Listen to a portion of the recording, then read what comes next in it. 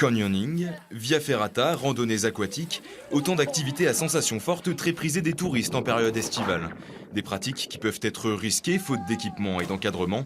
La préfecture de la Lozère vient d'interdire les sauts de rochers pour les mineurs dans le cadre d'activités collectives. Un coup dur pour les entreprises locales de sport de plein air. Nous, ça nous pénalise.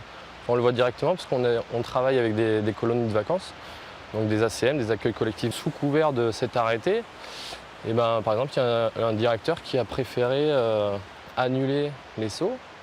Et donc, ça touche directement notre activité.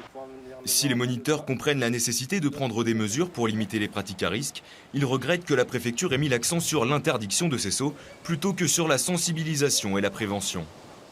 Donc nous, on a vraiment un rôle éducatif et on leur apprend en fait, on leur apprend à sauter, à se positionner comme il faut, à juger aussi de la dangerosité des choses, donc où est-ce qu'ils sont capables d'aller.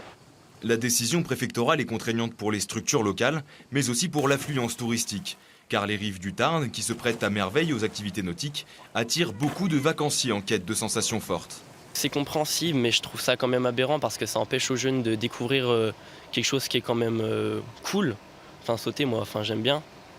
Donc je trouve ça quand même, c'est moyen, je trouve. Je comprends que cette activité est très, très dangereuse. Il y a des morts chaque année, mais je comprends pas qu'elle soit interdite quand c'est bien encadré.